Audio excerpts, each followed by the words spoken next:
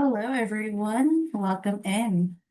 Welcome to our third and fourth sessions of the day. There is another session going on at the same time, but this is Control Alt LGBT, exploring national polling on LGBTQ plus digital usage, access, and enterprise experiences.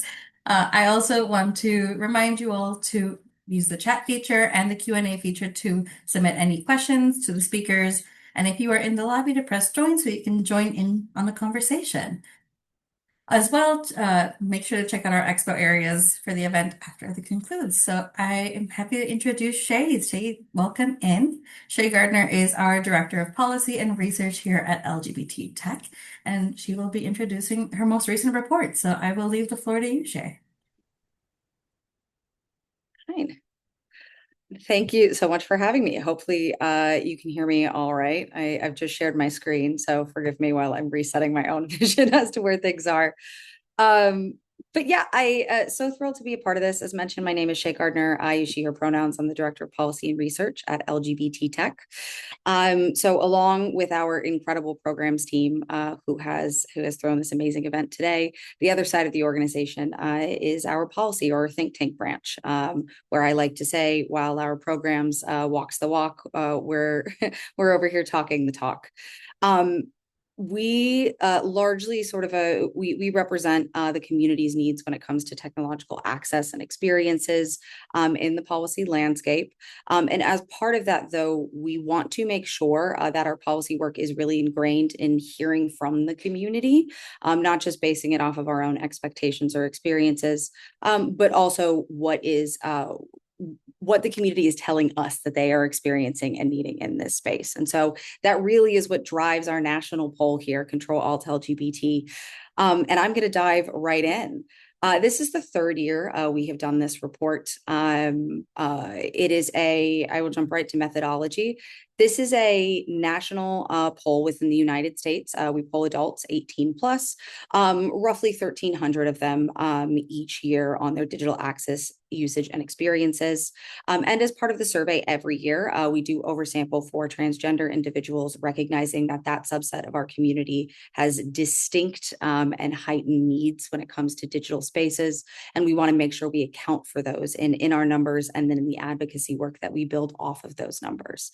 And as a statistician at heart, I do always feel the need to say, because this survey is performed via a web panel, we like to say that we do feel this is representative of the digital experiences of LGBTQ plus folks who are able to get online. This is not necessarily representative of those who are unable to get access in the first place, because it would have been difficult to survey them for this. So each year, we stick with sort of these 6 categories, right, in our survey. The first is digital access and device usage, because everything beneficial that comes with being online cannot happen if you do not have the devices, the connectivity, the service to get you there in the first place. We then always look at healthcare, education, and employment as sort of these distinct areas online, because these are 3 areas where we really see the community having disparate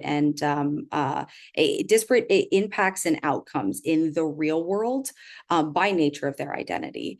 So we want to understand how digital spaces are impacting and in many cases closing that gap. Next, we turn our attention to social media platforms, very headline making these days in the policy world and in general community or conversations around the community. We look at when folks joined platforms, why they joined those platforms, how those platforms impacted their identity formation and their expression. Um, and we recognize that those platforms are incredibly impactful for that sort of community exploration and discovery, but that all of the benefits come with the other side of a dual-edged sword, which is harassment, misinformation. And so we explore that in our 5th section, harassment, privacy, and perceptions of safety. Finally, and this is probably no surprise, we do delve into the world of artificial intelligence, looking at the communities, both usage, concerns, and belief in potential benefits of the technology moving forward. So As mentioned, we always start this conversation with digital access and device usage, which when looking at the community year over year, we have seen ubiquitous internet use, even though there are some differing devices here. But digital access is incredibly widespread across the LGBTQ plus community. 96% of LGBTQ plus adults use the internet at least once a day, and this number is very solid across every subgroup and demographic. Smartphones are kind of the overwhelming the majority of the population uses smartphones to access the internet, but there is a sort of distinct usage with laptops, tablets, desktop computers, and those numbers tend to go higher for older generations within the community. So this is one reason we think it's really important on our program side to make sure that when we're doing device distribution or grants, that it allows for access to different types of devices, not just one that we deem as most important or useful in the moment. Something we recognize when looking at the community is because LGBTQ plus folks suffer from worsened socioeconomic impacts overall, it is no surprise that a significant portion of the population, roughly a tenth, has experienced in the past year internet service, a loss of internet service due to non-payment, a downgrading of internet plans, hitting data caps or running out of mobile data, or delaying, repairing, or replacing a device due to cost. Those numbers are already too high, in my opinion. This is a community that relies so heavily on online spaces, and 10% of them are having that experience impacted due to affordability. Those numbers are even increased when we're looking at some of the subgroups, which you can see on the screen in white there. And something we do know is that when members of the community are unable to access internet in their homes because of unavailability or unaffordability, public internet access becomes so important. We ask about coffee shops and cafes, public libraries, LGBTQ plus community centers, and community centers generally, shelters or housing service providers. These are the numbers of folks that say they have at some point used internet in these spaces. We're going to focus right now specifically on the community center number. For us, access is not only about whether a person has a connection, but also whether that connection is stable enough, is private enough, and in a trusted environment enough to actually make a difference. We know that these community centers are especially important for transgender individuals. Our transgender respondents, 51% of them report having used access there.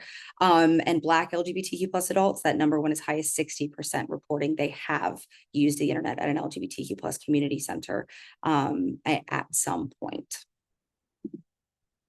Given everything we've talked about here, it is probably no surprise that when we queried about concerns, we saw really high levels of concern around affordability, around cost. Not only, with the community writ large, which is the number on the left, but with transgender adults in particular on the right. The digital divide is not absent, or the digital divide, what we call that gap between those who do have access and those who don't. We know this divide is not absent from LGBTQ plus life. It is just showing up in more nuanced ways for us, whether that be through affordability strain, through public access dependence, through unequal access to sort of high quality and low cost service. The concerns that we found here and that the community is telling us about really reinforce that picture. But moving out of devices and service, we're going to move right along to healthcare, education, and employment. Like I said, 3 areas where the community has long been impacted negatively, generally, if their identity has been outed or shown, without their consent. We know these are 3 spaces where we see LGBTQ plus folks really suffer, and so we want to know the impact digital spaces can have on them. And what we found from our survey this year is that for many LGBTQ plus and adults, an institution does not feel truly available to them until it's been vetted through digital research, with more than half the community saying they use the internet to assess whether schools, employers, or healthcare service providers are affirming before even choosing to engage with them. This number rises to, I believe, 77% among transgender respondents and 67% among Black LGBTQ plus respondents. And this is one of the clearest examples for us of digital access functioning as a sort of risk management for a community that is having to try to navigate bigotry and discrimination in real time and in the real world. So when we asked about experiences and how the internet, if the internet was important specifically for an individual's finding friendly or specific environments, we saw that 64% of LGBTQ plus adults say the internet has been important for their finding friendly healthcare providers. This went up to 90% of transgender respondents. 60% said the same about educational environments, which went up to 84% of trans folks. And 59% said that about job opportunities, which went up to 77% of transgender adults. This year, we dove a little bit further than we have in the past, specifically into healthcare, recognizing that healthcare is an environment that has been very much legislatively under attack for members of the community within the past year. And this year's data demonstrates direct examples of the internet functioning as health infrastructure. So we saw in the past 12 months, 47% using the internet to manage care through portals, 37% to find therapy, 22% to access sexual or reproductive health information online. And it is probably no surprise when you look at some of the subgroup differences here. While 11% of LGBTQ plus adults said they had located gender affirming care services online, that goes up to 45% of trans adults. Black LGBTQ plus respondents stood out to us when it came to therapy, to sexual or reproductive health information, as well as HIV prevention or treatment online. Those numbers were much higher than the general LGBTQ plus population as well. So I mentioned social media platforms at the beginning of this. Again, I said, and I'll say it again, very headline making right now for good and for bad, and very much a focus within both federal and state legislation. So we care a lot about making sure members of the community have better access, safe access to these platforms, but also that we fight to maintain this access in the first place, because we know what this access means for us. For a vast majority of LGBTQ plus adults, digital and social platforms entered their lives well before adulthood. 87% of LGBTQ plus adults who grew up with access to social media platforms, so this is essentially anyone aged 40 or younger, joined them before the age of 18. This is incredibly important in our policy conversations about youth access to platforms. We do not believe young people need to be banned from access to these platforms. Neither does the community when we look at their concerns about young people having a harder time getting online. And in many of these sorts of pieces of legislation that are aimed at restricting or changing the access that young people have to platforms, many of them require the disclosure of personal or sensitive data to these platforms to prove identity or age of those who are not young people. We fight against that as an organization generally, and the community is also telling us they are very concerned about having to disclose that sensitive information to a platform to prove that they are not a minor in the first place. Once we asked when members of the community joined platforms, we followed that up by asking why they joined. What specifically were you looking for when you joined these platforms? And beyond simply being early adopters of these technologies, we found that these individuals were saying that their first informative encounters with LGBTQ plus community often happen online, really underscored by these reasons for joining. 68% say they joined specifically to express themselves more openly than they could in offline spaces. 67% to learn about identities and experiences. Same number to escape or cope with negative experiences in their offline environments. And the motivations across the board for these were more pronounced and heightened among transgender respondents. Members of our community joined young, and they joined looking for community and safety. So we asked, we've asked when you joined, we've asked why you joined. Now let's talk about your present and current usage. And this is, while we could have a much longer conversation about everything happening on this slide here, the number I really want to focus on is the most notable year-over-year shift, which is right there in the center with AI services. 42% of the community saying they use AI services. This is up from 32% last year, and I believe 26% the year before. We saw an incredibly sharp increase actually within LGBTQ plus adults age 65 and older. Last year, only 12% said they used AI services. This year, it's up to 24%. So we recognize platform life is not static. It looks different to anyone on these platforms. But I did just kind of want to point out that one really heightened year over year number.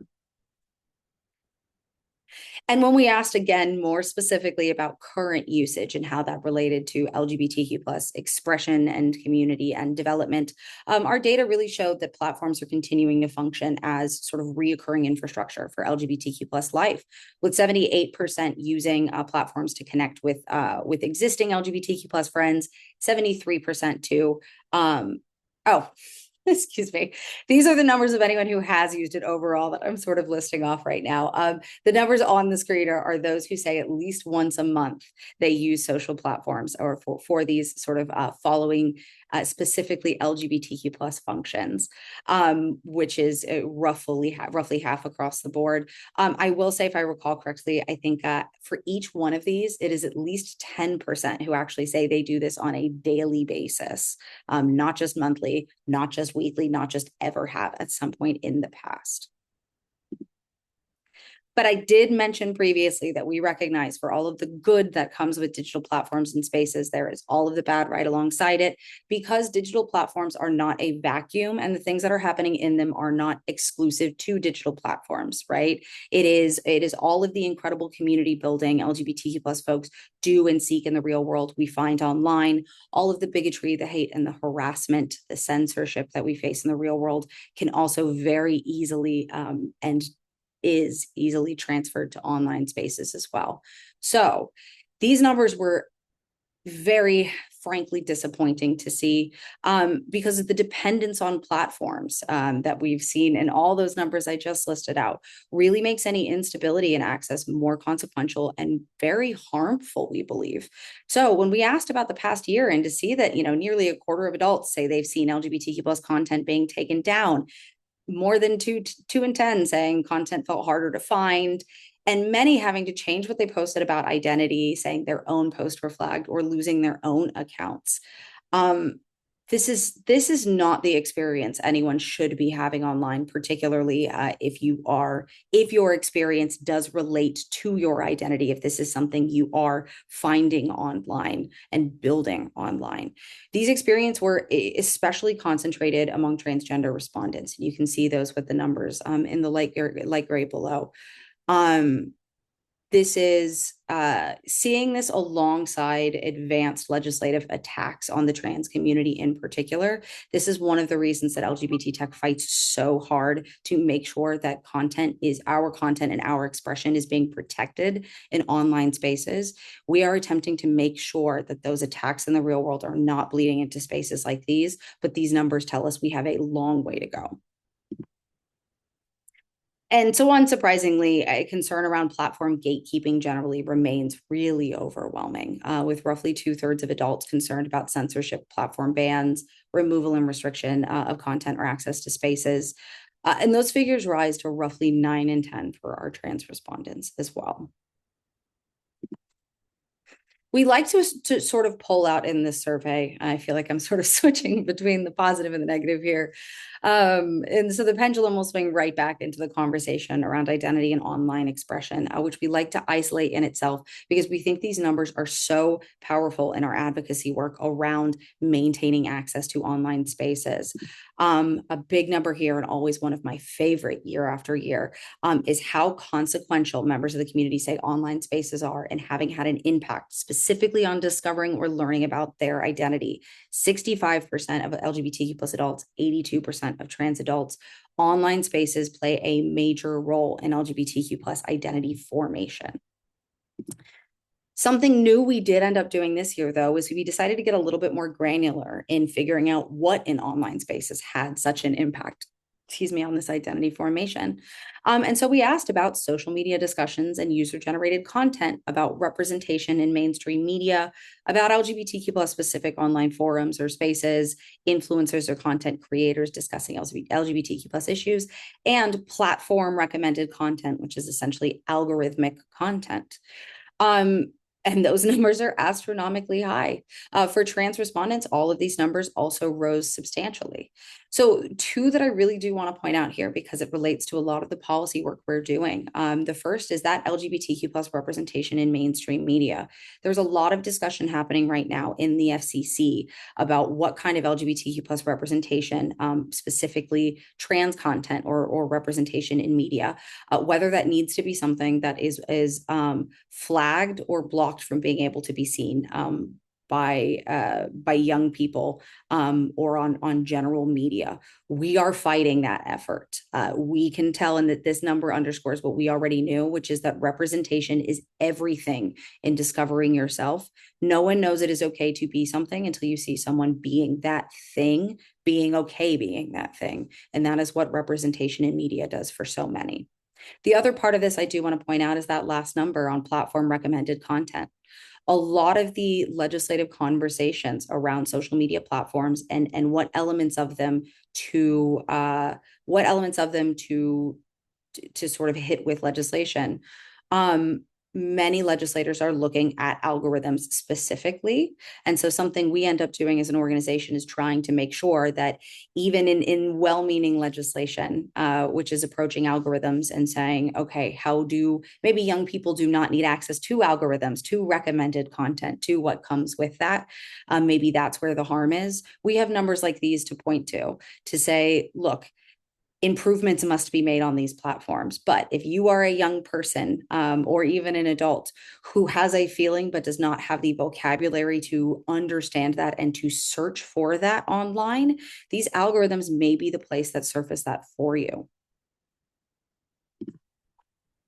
And the pendulum is going to swing right back to, again, sort of more of the negative side of online experiences.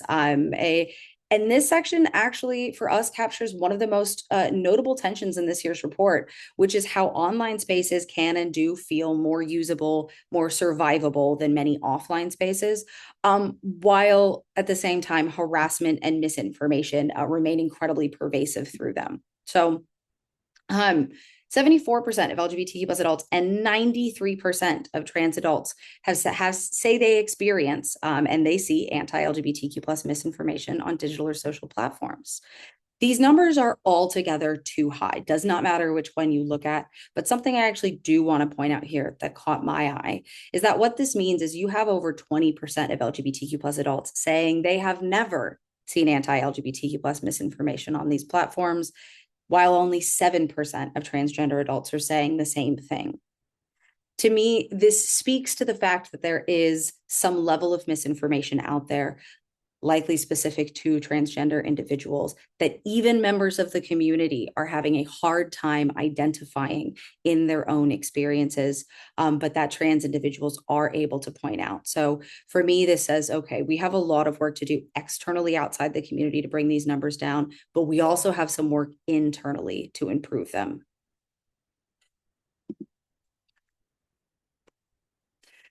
So we also ask, once we've asked about misinformation, we then turn to harassment and bullying. 70% of LGBTQ plus adults say they have experienced anti-LGBTQ plus bullying or harassment in offline locations, compared to 72% in online ones. When we ask trans adults, this goes to it's 86% in offline locations and 92% in online locations. So again, numbers that are very high. All of these numbers went up year over year, especially those online location numbers. There is more online bullying and harassment happening than there was in some of our previous surveys when we've asked the community. So what is really interesting to me here is not only to recognize these numbers and to say, okay, there's a lot of this happening offline, there's a lot of this slightly more happening online, but then follow that up with our next question, which is around perceptions of safety. So even though we have these astronomically high numbers, when we asked about perceptions of safety, adults, so LGBTQ plus adults and trans adults were telling us they feel safer in online spaces. Even with these high levels of digital harm, the internet is still registering as comparatively safer than many of these offline spaces. I think you see that especially pronounced when you look at the numbers on the right for our transgender respondents, 67% saying they feel safe in online spaces compared to 44% offline. So for us, there are sort of two truths you see on this screen that you have to hold at the same time. That high rates of harm online, yes, but also that those do not make these spaces disposable. The internet can be a hostile place, is a hostile place, and can still remain much more navigable for many than offline environments. Probably unsurprising. The privacy concern is intense and it is increasingly identity linked for members of the community. 81% are concerned about the selling of their personal data, 79% about government access to sensitive data, particularly this administration, I believe. 77% are concerned about disclosing their personal or sensitive data to prove identity, which was a number on a previous slide, but I want to bring it back here. 75% concerned about the loss of access to private and encrypted communication tools, and 63% concerned specifically about being outed or targeted through data misuse. So among transgender respondents, these concerns remain sharper still. Very, very high levels of concern. And so we wanted to know, we know this is a community that is keenly aware of the issues it faces, the safety issues that it faces. And so we wanted to understand what members of the community were doing to protect themselves, if anything. And what we found is that many of us do protect ourselves. Many respondents are already taking steps to protect themselves, whether that be limiting personal information, enabling two-factor authentication, reporting content or accounts that are engaging in harassing behavior or misinformation, antivirus software, VPNs.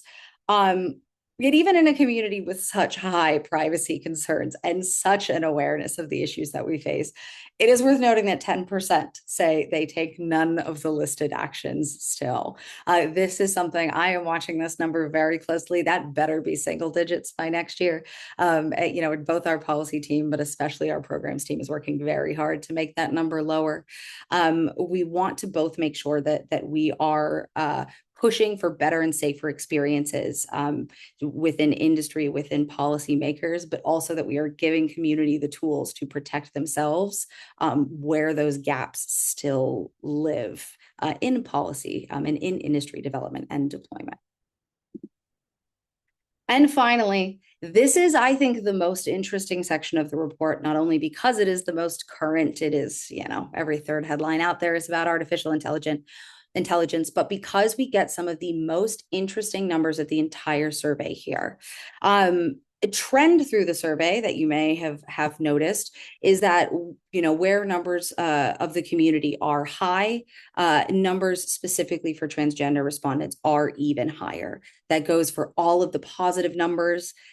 That goes for all of the negative ones as well. The experiences that members of our community are having online are heightened for trans individuals specifically. And we see that in nearly every metric, every question across the survey. The transgender numbers were higher than the LGBTQ plus numbers overall until we started asking about artificial intelligence. Numbers from our trans respondents dropped off the map. AI is very present in how members of the community are searching, experiencing life and searching for support or information. I mentioned earlier that 42% of LGBTQ plus adults say they are using AI services, which is up from 36% last year and 26% the year before in 2024. But when asked at the same time, transgender respondents, as I mentioned, are far more cautious about this, far less likely to report using AI generally for any of these services that are listed on the screen here, whether it be general questions or information, images or video, LGBTQ plus identity related questions or information. And one of the numbers that is not on the screen right now, but we also ask with this, an option within these is to say, I have not used AI services at all. 30% of the LGBTQ plus population said that. They said they do not use AI services. That number actually jumped to 47% of transgender respondents. So in other words, and the way we are sort of experiencing those numbers is is an understanding that the subgroup within our community that is already most exposed to digital harms is understandably the subgroup most approaching AI with the caution and without this sort of uncritical enthusiasm. And the sort of last thing here with AI, past sort of its usage that I do want to explore, is when we ask the community about both their concerns around AI, what elements of AI they are concerned or very concerned about, and then what elements of AI they believe there may be some benefits to. They believe AI could be beneficial in improving certain elements of the online experience or LGBTQ plus experiences generally. Um, and what I've done is actually pair some of those together, because what we found was not an uncomplicated answer. What we found when we asked the community about both these concerns and these sort of beliefs and benefits was that they were both very high. So to kind of explain that, we believe that concern tracks with the lived experiences of LGBTQ plus folks. It is closely related to and tracks with the harms that we know our communities are experiencing already in other digital systems, as demonstrated by the numbers throughout this survey. So at the same time, though, even with those concerns, we're not seeing the data show this blanket rejection of technology and services. We are seeing this idea that there could be promise built into the systems when imagined as a tool specifically with inclusion and accessibility in mind. So on one hand, we asked LGBTQ plus adults are concerned about AI enabling harassment, but a decent amount of the population also expressed that they could see AI being used to make protection from harassment and hate speech more effective in improving moderation tools. Again, this is an area where we see it looking at the results for transgender adults. These numbers are some of the only places in the entire survey where we see those lower numbers. We see the same thing when we ask about misinformation and accurate information. 3/4 of the community very concerned about AI's role in spreading LGBTQ plus misinformation, but nearly as much of the community saying AI could be effective in helping LGBTQ plus folks find more accurate and inclusive information. Obviously, there are 1,000 caveats to that sort of efficacy, and that is part of the role that LGBT Tech is trying to play in AI development and deployment, is in saying, where do we need to prevent? Where do we need to improve so we can potentially see some of these benefits? That is experienced as well when we look at AI and privacy. 72% very concerned about AI and privacy, 63% saying it could be effective in improving digital privacy overall. And not to continue sort of belaboring the point here, but yet again, we see this when we asked about recommended content and algorithms. Very high concern around AI bias in algorithms, but then also very high, nearly the same with the community overall, not nearly the same when it comes to our trans respondents, but nearly the same number for the community overall in believing AI could be effective in smarter recommendations for LGBTQ plus content and community support networks. So I will end sort of AI in particular in this last section of the report with one note on I will end on a positive note, since we've kind of swung our pendulum back and forth here, which is the one high metric we saw when it came to artificial intelligence and the potential benefit of it. This is the highest number for our transgender respondents as well, which was in AI's potential to improve accessibility for users, for LGBTQ plus users with disabilities. This is where we believe, one place AI can actually thrive is when it is being used as a tool to improve the experiences that LGBTQ plus individuals are having online, as opposed to being a supplement or a replacement for humans kind of within those experiences. All that to say, looking at AI generally, it is very clear to us as an organization and on our side as a policy shop, as a think tank, that we are looking at a interesting and nuanced landscape here. Complicated may actually be a better word. We know this is happening in part because a lot of AI is still very much a black box in how it is being developed, where it is being deployed, and ultimately what those what the effects are being experienced on kind of the output level. This is something we are researching. We are working very hard to better understand. And this little sort of this spread here is something we are very much keeping in mind in our AI policy work, is recognizing all of these concerns alongside all of these potential benefits, trying to move away from one into a space where we're able to acknowledge the other better. But with that in mind, this is where, and I hope some folks have questions because I fear I have ended slightly too early on this. I imagine I was too excited and talked fast. But what I will say is at this point, I am very open to, I invite you to explore the report. I know that's being shared as a resource. It can also be accessed via the QR code here. And if anyone has any kind of questions about the report generally, about any specific elements of it, or even the policy work that we do at LGBT Tech, I would love to hear it. This is, as I mentioned, this report is an opportunity for us on the policy side to hear directly from the community. This summit is another example of that. So I genuinely appreciate you taking the time. And I will end there, I suppose.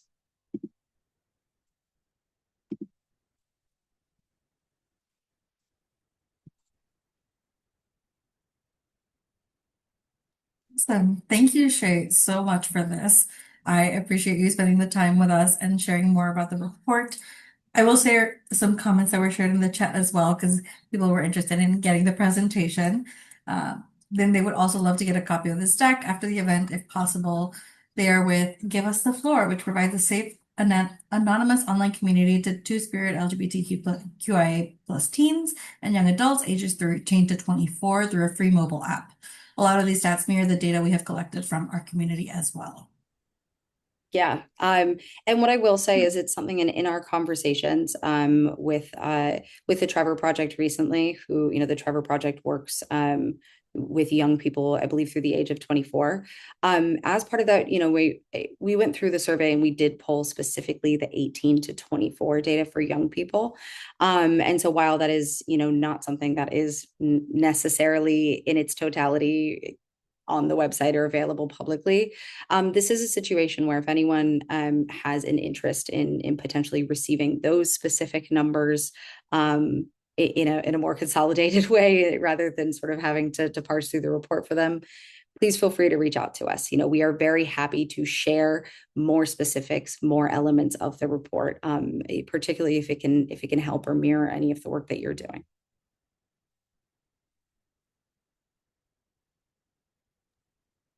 They said yes.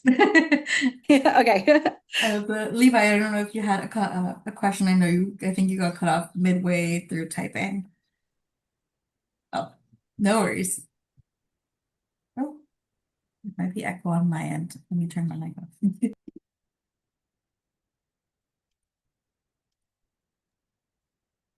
Awesome. Well, if no one has any other questions, thank you so much, Shay, for being here and for taking the time. Again, I appreciate it. And I know you all put a lot of work into this research every year.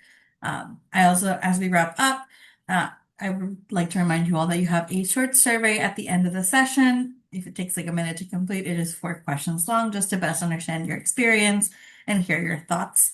We also have a next session coming up at 3 o'clock. So we'll have a couple minutes of break, which you all can use to go to the expo and check out our exhibitors. Shay mentioned here we have a expo booth with our report as well, so you can go ahead and check those out. We also have one for our guidebook, our resource hub, and our Paths podcast, as well as different exhibitors like NGIA, Centerlink, Undead Voice, the Queer Trans Project, and the Scale Lab. So please go and check them out and the important work that they are doing. So the next session will be at 3 o'clock, and we will be looking at fostering LGBTQ plus inclusivity in the workplace using identity safety cues with Adeline Enter. So if there's nothing left for now, I will see you all at 3. Thank you so much for having me. Thank you. Bye, y'all.